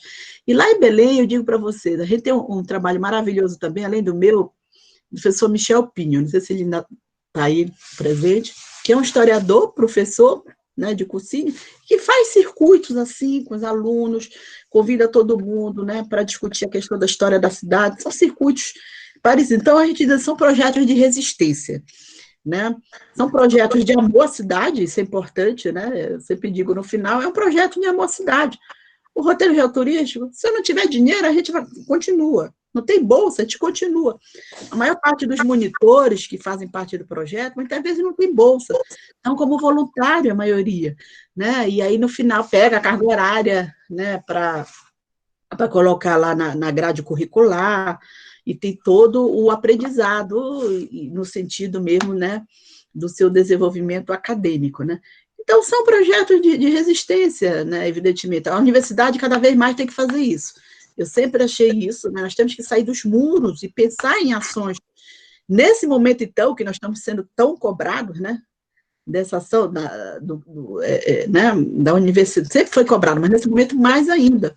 Eu diria que hoje eu estou trabalhando muito mais do que antes da pandemia, né? Até por essa acessibilidade aí, toda hora, né? Milhões de reuniões, milhões de encontros, milhões de lives, né? Então, nós estamos trabalhando cada vez mais dentro de casa e trabalhando mesmo, né? Hoje até postei lá no meu Face, principalmente os colegas que são professores do ensino médio, do ensino fundamental, nem se falam, né? Tem uma carga de horário, né, de trabalho, né? Mas eu acho que é possível, sim. Eu continuo acreditando, temos que pensar nesses projetos alternativos. São pontinhos no meio do oceano, né? Eu acho também, não podemos ser ingênuos com relação a isso, mas pontinho em pontinho a gente vai ter alguma mudança, né? A cidade de Belém, por exemplo, é uma cidade que hoje, depois de 4 gestões municipais desastrosas, ela está abandonada, né? Tanto do ponto de vista que se refere a essa questão do turismo, não existe uma secretaria municipal de turismo, né? Tem lá um departamento, a gente nem sabe que existe. Você chega no aeroporto, você não tem nenhuma orientação. Se você vai como turista em Belém, você fica perdido, né? Tem um mapa lá que, né, não tem nem escala, você olha no mapa, você não tem nem a ideia, né, da distância. Então, quer dizer, precisa muito, né? Precisa cada vez mais a gente reorganizar essas ações do turismo. Agora, o que eu acho que é bom nesses últimos 10 anos é que houve essa maior, ainda aproximação muito lenta, né, das ações do turismo ligadas a essa questão do patrimônio. Deixou, Belém hoje você tem uma frequência hoje do turista que já vai a Belém não só pela questão da natureza ou só como ponto para ir para a Ilha do Marajó, né? Já vai a Belém porque tem a questão da cultura alimentar, tem a questão de que é uma cidade colonial, né? Então tem uma parte hoje do turista que circula, mas ainda é ínfima, né? O turismo, quanto que representa, né, Rita, do nosso PIB? 3% aí no Brasil, né? No estado do Pará, esse número não é também diferente, né? É muito ainda insignificante em relação aos nossos países, inclusive os países vizinhos, né? Como a Argentina, Equador, Chile, né? Então, o nosso número aí nacional, acho que o último ainda estava em torno de 5, 6 milhões, né, Rita? Dessa circulação do turismo no Brasil, né? Então, temos muito a fazer. Sim, eu tenho mais umas perguntas aqui para você. E tem uns comentários, né? A Olga, né? A senhora Olga Freitas Firkovski fala, né? Que ouvir sobre o roteiro é excelente, mas participar deles é insuperável. Eu concordo em gênero, número e grau. Como a Gorete já colocou aqui também, é preciso ter disposição física, né? Porque eu fiz um roteiro com a Gorete, eu fui sentando pelo caminho, né? Quando podia, né? Porque realmente no calor que faz em Belém, não é muito fácil, mas é maravilhoso, realmente é insuperável. O nosso colega José Guambi, de Maputo, ele precisou sair da sessão, porque lá nós já estamos aí quase 2 horas da manhã, né? São 5 horas de diferença. A Rosane Balsan pede, se houver um tempinho, para você falar um pouco do processo de descolonizar os patrimônios. E ela pergunta qual é a sua opinião sobre isso. Então, Gorete, dado o avançado da hora, nós temos mais 2 perguntas aqui. Eu vou ler as 3 para você e vou pedir para você fazer uma síntese, né? Então, a Rosane pergunta sobre isso, né? Para você falar um pouco, né, sobre o processo de descolonizar os patrimônios. Aí nós temos a pergunta da professora Gabriele Cifelli, que gostaria de saber se o roteiro geoturístico também está articulado a algum projeto pedagógico vinculado à rede pública e particular de ensino, para que a riqueza histórica, cultural e ambiental do patrimônio de Belém esteja atrelada ao desenvolvimento de projetos interdisciplinares com estudantes do ensino fundamental e médio, né? Então, se tem aí alguma articulação, tá, entre os roteiros e a escola pública e privada para o ensino fundamental e médio. E o Alexson Lopes, ele pergunta, a professora não acha um absurdo o sistema de transporte não ser integrado terrestre e fluvial em Belém? Não está na hora de ter um terminal integrado em Coaraci para facilitar o transporte para a região insular e Marajó? Isso. Bom, a Rosane, essa questão justamente de descolonizar, né, o patrimônio foi o que eu falei ao longo da minha fala. Eu penso que hoje, sim, é necessário nós termos novas leituras, né, novas narrativas. Então, na prática, o que significa? Não? Então, nós temos no roteiro, começando lá no Forte do Castelo, né? Tá, vamos falar da importância do Forte, da fundação de Belém, mas o que isso, por exemplo, representou para a dizimação da população indígena? Né? Então, nós temos que falar dessas questões processuais. Você para lá na frente do monumento, tá? Você vai falar da importância do monumento, né? Ou foi lá um militar lá da Guerra do Paraguai, ou foi o Pedro Teixeira, por exemplo, né? Que que fez todo o processo, era o capitão, né, que vai fazer uma navegação para ocupação da região, então ele é o herói aí desse período colonial, né? Então, nós temos que falar do outro lado, o que vai representar também todo esse processo de ocupação na região, né, no que se refere à dizimação tanto da sociedade como dos recursos naturais. Então, nós temos que nos discursos, né, na leitura, né, desses lugares, desses monumentos, falar do contexto histórico mesmo, né, das contradições, dos processos resultantes desse processo de ocupação, e o que aquele monumento representa. É o que está se discutindo aí, destrói monumento, né? Eu, particularmente, ainda sou contra essa destruição. Eu acho que nós temos que dar uma ressignificação e pensar na construção de novos monumentos que representem esses personagens, né, esses fatos da história que foram apagados, né, estão debaixo do tapete, né? A Gabriela pergunta sobre articulação com o projeto pedagógico. Nós não temos nenhuma articulação oficial. O que acontece? Desde o início do projeto, os professores, eles sempre procuram, né, o roteiro. Aí, o que a gente decidiu? Se a gente fechasse o roteiro só para os professores, né, a gente não ia ter pernas para atender todo mundo. Aí a gente diz o seguinte: professor, você quer participar do roteiro? Traga os seus alunos. Aí a gente orienta, diz, qual é, né, a faixa etária dos alunos, tem que ter atividades para eles fazerem, né? Então, a gente desenvolve essas atividades com os professores que procuram e participam, né, do roteiro, mas não existe nenhuma formalidade, né, nenhum projeto ainda oficial com relação a isso. Mas, ao longo de todos esses anos, a gente tem uma participação efetiva de professores que levam, né, as suas turmas para participar do roteiro e fazem atividades.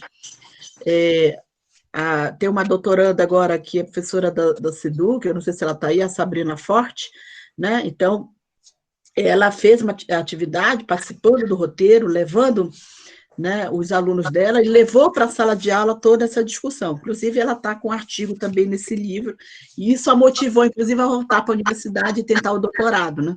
E, inclusive, o tema dela está ligado justamente a essa leitura decolonial, né, ligada à questão do ver-o-peso. Veio uma tese de doutorado aí para discutir essa coisa do decolonial, patrimônio. Então, veja bem, isso é tudo fruto da ação também, né, da extensão. E o Alisson, a questão do sistema de transporte, isso aí é um desastre, né? Na cidade de Belém é um desastre, porque a coisa do transporte, você não tem nenhuma integração terrestre, né? Então, vocês terem uma ideia, assim, 80% das linhas de ônibus da cidade de Belém passam no ver-o-peso. Vocês já imaginaram o que é o ver-o-peso meio-dia? De 10 a meio-dia? Ninguém circula, né, no ver-o-peso. Aí, como ele coloca? Quer dizer, é uma cidade que está cercada por água, pelo rio para a Bahia. Nós não temos uma integração, né, fluvial da cidade dentro da própria região metropolitana, que podia ser feito, por exemplo, uma circulação de Belém para aqueles 2 distritos que tem roteiro, né? Para Icoraci, que fica 30 quilômetros, e para Mosqueiro, que fica 80 quilômetros, poderia haver uma integração de circulação fluvial. E isso iria favorecer não só a população, né, que às vezes gasta 2 horas para fazer essa circulação, por exemplo, de Icoraci, né, até Belém, ou, né, de Mosqueiro até Belém, gasta até mais, e que iria favorecer, inclusive, ações ligadas à questão do turismo. Então, muitas vezes o turista está lá no centro de Belém, poxa, eu queria conhecer Icoraci, né, a questão do artesanato, né, toda a questão cultural de Icoraci, né, muitas vezes ele não tem nenhuma possibilidade se ele não alugar um carro próprio ou pegar um ônibus da linha, que ele vai demorar mais 2 horas para chegar até Icoraci. Ao contrário, se nós tivéssemos esse circuito integrado, né? Então, na verdade, nós temos uma desintegração, né? Não tem integração de nada. E isso é algo, por exemplo, que não é potencializado, por exemplo, pelas políticas de turismo. Não adianta só construir lá um portinho bonitinho, né? Por exemplo, a Estação das Docas. A Estação das Docas foi construída, mas o portinho que lá foi construído foi dado cessão para uma empresa que domina e faz a circulação, faz o passeio na frente da Bahia, né? Era muito mais interessante ter feito uma ação para tentar articular, né, as várias pequenas empresas para fazer essa circulação do turista em Belém, as ilhas em frente, Belém e Coraci, onde está lá, né, a questão do artesanato, Cotijuba, que é uma outra ilha em frente a Coraci, ou até Mosqueiro também, né? Então, precisamos e continuamos andando bem devagar nessa questão da política de planejamento de transporte. É um desastre em Belém, infelizmente. Bom, Gorete, ainda tem duas questões para concluir, mas eu queria também dizer que você recebeu aqui muitos elogios, muitos parabéns de todo mundo, dizendo que foi maravilhosa a sua palestra. Acho que todo mundo que está aqui realmente gostou muito, né? E para concluir, então, é o seguinte, o Alisson Lopes pergunta, a gourmetização da cidade implantada pela atuação da gestão municipal não vai na contramão da lógica de uma cidade que deve ser boa para seus habitantes primeiro, e aí, então, atrair o turismo, atraindo as pessoas para cá, né? E a Adriana Rossi diz que se esses roteiros, pergunta, né, se esses roteiros são comercializados por algum receptivo ou há alguma articulação para que se torne um produto. Qual a participação do poder público e do trade turístico nesse sentido? Com essas duas perguntas, a gente encerra as questões dessa noite.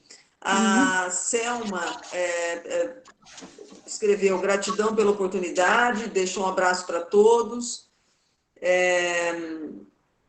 O Lucas, meu aluno, acho que entrou agora há pouco, né? Ele disse que ver o peso é realmente uma loucura e que a sua fala foi muito real. E parabeniza você também. Então, vamos lá, Gorete, para concluir a noite de hoje, o encontro. Certo. Bom, o Alisson e a questão da gourmetização. Sim, concordo, né? Belém, há alguns anos, agora 2017, foi eleita como a cidade criativa da gastronomia, né? Mas o que isso representa? Né? O que representou, pelo menos, das ações que foram feitas? Né? Ações da prefeitura ligadas à questão de eventos, a inserção de agente só ligada ao grande circuito, né, da gastronomia. Então, não é isso que nós queremos, né? Dessa inserção da gastronomia ligada à questão do turismo. Primeiro, é interessante nós falarmos, para além da questão de gastronomia, falar na questão da cultura alimentar, né? Da diversidade da cultura alimentar. Então, essa gourmetização, e também tem um outro lado também, né? A gourmetização dos produtos regionais, aí eu vou citar para vocês um, que vocês todos conhecem de forma diferenciada, o açaí, por exemplo, né? O que significou essa gourmetização do açaí e essa descoberta aí do açaí nos últimos 10 anos, né? Pelo seu potencial energético, mas também pelas indústrias de cosmético, né? Significa que o açaí, até a década de 70, 80, se dizia que o açaí era comida do pobre, né? Hoje, se você vai em Belém, dependendo do local onde você compra açaí, se ele tem mais água, menos ou mais, né, água, né, porque ele é misturado com água, ou seja, se ele é fino, se ele é médio, se ele é grosso, se ele é papa, né, tem várias denominações lá, dependendo se você está comprando no supermercado ou lá na periferia, né? Então, 1 litro do açaí, que nós lá né, é comercializado por litro, hoje nós estamos na alta temporada. Mas, por exemplo, há um mês atrás eu comprei, na alta temporada, em frente lá da minha casa, o litro estava R$18. Ele pode variar entre R$18 e R$50, dependendo da temporada. Então, ou seja, o litro de açaí hoje ele é mais caro do que 1 quilo de carne. Por essa demanda grande do açaí, então aí exige projetos, né? Projetos de plantio do açaí, né? Desse próprio controle aí da circulação do açaí. Então, essa gourmetização tem que estar, né? Essas políticas ligadas à questão da cultura alimentar, da gastronomia, tem que andar em conjunto também com as outras políticas, as políticas de inserção econômica, de quem está por trás, né, dessa cultura alimentar, lá desde quem planta, o produtor, quem vende, quem comercializa, né? Então, o açaí, ele é um exemplo. Mas nessa última gestão, nessa gestão municipal, realmente, eu só tenho a dizer que foi um desastre. Políticas de turismo, gourmetização da cidade, eu não tenho nada de bom a dizer. Estamos esperando aí para ver se vai haver uma mudança nessa próxima eleição, né? A Adriana Rossi pergunta... sim, se o roteiro é comercializar. Como eu falei para vocês, o roteiro ele é um projeto de extensão, ele não é comercializar. Mas ao longo desses anos, vários guias, né, que são formados, são guias de turismo, né, participaram do roteiro, né? E a gente sempre diz, eu digo, olha, se vocês quiserem levar a ideia do roteiro e transformar isso, né, num produto lá, para nós não tem problema nenhum, esse é o papel da universidade, ele está à disposição, né, quem quiser fazer a ideia, mas o roteiro geoturístico é um projeto de extensão da universidade, vai continuar com essa finalidade, não tem finalidade nenhuma econômica, né? Então, se vai virar produto ou não, depende aí do trade, depende aí dos guias.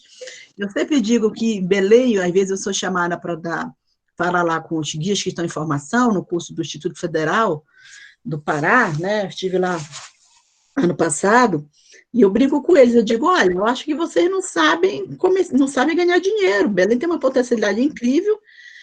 Ocorre que muitos desses guias ficam na dependência das agências de turismo, que não dão um passo à frente nem atrás do que já faz há 40 mil anos. Né? Eu digo, por que vocês não formam cooperativas? Né? Você já pensou se tivesse cooperativas lá no Vero Peso de guias, cooperativas lá próximo da Fortaleza, né? E que vocês podem mesmo gerenciar. Agora, você tem que fazer roteiros com conteúdo. Né? Então, essa coisa, aqueles roteiros tradicionais, né, de turismo, hoje, uma grande parcela do turista ele não precisa contratar um guia, está tudo na internet. Né? Então, o guia ele tem que ter um plus a mais, tem que, né, desvendar o que é essa cidade, o que é a importância desse ponto turístico. É verdade, porque hoje está tudo na internet, está tudo no celular, o cara vai lá, tem lá o resumo. Né? Então, se ele vai contratar um guia, ele quer um diferencial. Né? Então, a gente, se houver essa possibilidade, mas não vai ser uma iniciativa nossa, da universidade, né? Mas nós não temos nenhum problema com relação a isso, ao contrário, nós incentivamos que eles façam roteiros diferentes. Eu até brinco com eles, eu digo assim, olha, daqui a alguns anos eu vou me aposentar, e eu talvez faça o curso de guia, né? Então, se espertem. Né? Eu faço sempre essa brincadeira com eles, assim, dizendo da potencialidade que tem uma cidade como Belém, né? Cidades amazônicas como todo, mas Belém é uma cidade única, né? Como eu já falei para vocês, por essa questão da natureza, né? De toda a história, de todo o processo de ocupação ao longo da presença das sociedades indígenas e depois com a chegada também dos portugueses. Temos muito a fazer e muito descoberto sobre essa questão do patrimônio e principalmente sobre essa questão do turismo. Ok, Gorete, eu gostaria de concluir, depois vou passar a palavra também para você fazer o seu fechamento, né? Chamando atenção para uma fala aqui do colega Agnaldo Aires, né, que ele diz que o projeto Roteiro Geoturístico na Escola Bosque é um símbolo de resistência frente às ações de desmonte, né, do ensino na instituição por parte da prefeitura. E ele diz, vamos resistir. Né? De fato, né, Agnaldo, eu diria o seguinte, e também isso está diretamente ligado à fala da professora Gorete, a própria universidade pública e gratuita no Brasil é um símbolo de resistência. Quem pensa que a universidade pública e gratuita está sendo atacada apenas neste governo é porque talvez se esqueceu, né, de olhar para o passado, para a história, né, mais remota das universidades públicas no país, que vem sistematicamente sendo atacadas. Né? Então, o ataque ao ensino, sobretudo ao ensino superior, público e gratuito, não é algo que começou no governo atual. Isso vem de muito tempo. E se a gente pensar que universidades como a USP, como a FRJ, a própria Universidade Federal do Pará e tantas outras universidades federais que estão aqui presentes hoje, ou as estaduais, né? No caso da USP, a USP tem mais de 80 anos, a fundação da USP em 1934. Nós estamos neste momento, exatamente neste momento, sofrendo um ataque do governo do Estado de São Paulo com, né, o projeto de lei 529, que prevê recolher todas as, entre aspas, sobras de recursos das universidades e da Fundação de Amparo à Pesquisa, a FAPESP, né, como se houvesse sobra de recurso. Quando a gente termina um ano orçamentário na universidade, o dinheiro que está em caixa é porque vai ser usado em seguida para pagar outras contas, para financiar pesquisa e etc. O mesmo em relação à FAPESP, né? A nossa Fundação de Amparo à Pesquisa. Então, o ataque não vem, ele não é de hoje e ele também não vem apenas de Brasília, né? Está aqui do nosso lado, no caso do Estado de São Paulo, né? E certamente isso está se passando também nos estados aí de vocês. Portanto, em verdade, nós já somos uma forma de resistência. Todos nós, alunos, professores, estudantes de pós-graduação, que quantos dos nossos alunos fizeram mestrado, doutorado sem bolsa, sem recurso, sem nenhum apoio financeiro de lado nenhum, né?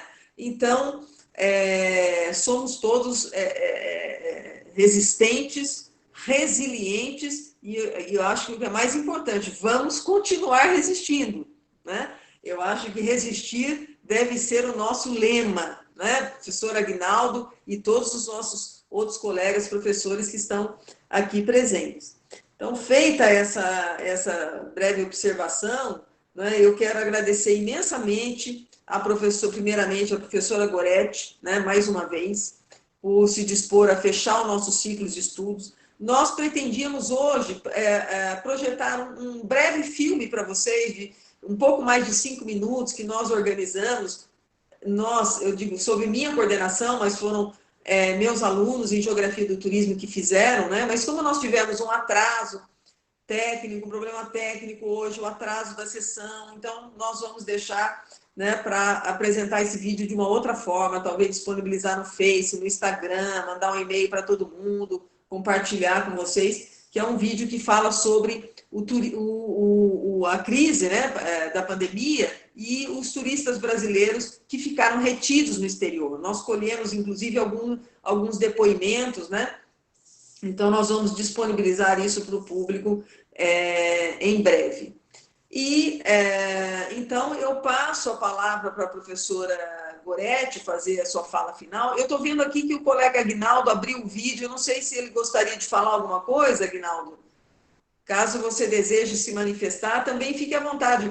Eu, desde o começo, fiz questão de falar que vocês poderiam também abrir o microfone para falar, se quisessem, no momento das perguntas. Como eu só vi agora que você está com o vídeo aberto, eu não sei se você gostaria de falar, Aguinaldo.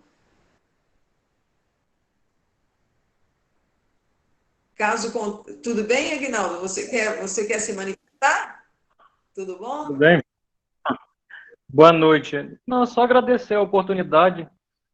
Na verdade, o projeto do roteiro está com a gente na Escola Bosque, fruto dessa parceria com a professora Goretti e outros desde 2013, 2013, e algo que talvez não tenha aparecido na fala da professora Goretti é que, por exemplo, na Escola Bosque, especificamente, passaram pelo projeto dezenas de alunos de ensino médio no curso técnico em meio ambiente, e hoje, quando você encontra esses jovens por aí, a maior parte deles, como resultado dessa interação com o meio acadêmico que o projeto permitiu, a grande maioria deles está inserido no mundo acadêmico, buscando formação. Então, foi uma oportunidade diferenciada. Uma pena que, como o cenário de abandono que a professora Goretti fez referência é algo peculiar a Belém, no caso da Escola Bosque, onde a gente está nesse processo de resistência, não é diferente. A gente vem há um tempo tentando lutar com um projeto da prefeitura de fechamento do ensino médio técnico da escola, e o projeto Roteiro também deu visibilidade para essa luta. Eu lembro no final de 2018, quando a escola anunciou o fechamento do curso técnico à revelia, sem discussão nenhuma com os professores, a gente chamou um roteiro em Coraci, e nesse roteiro eu acho que nós tivemos cerca de 130 pessoas. Isso deu uma visibilidade para a luta, a professora Gorete sabe disso, e a partir de lá para cá a gente vem resistindo, e vamos resistir, que a gente sabe que esse é um projeto maior, de fato, de desfacelamento do ensino público nesse país, infelizmente. Obrigado aí pela oportunidade e boa noite. Obrigada, Aguinaldo, pelo seu depoimento. Passo, então, a palavra para a professora Gorete, né? Eu quero também só registrar aqui, mais uma vez, o agradecimento ao nosso técnico, Fábio Nakamura, que fez de tudo para viabilizar a transmissão pelo YouTube, mas hoje realmente não funcionou. E, então, eu devolvo a palavra para a professora Gorete se despedir de todos.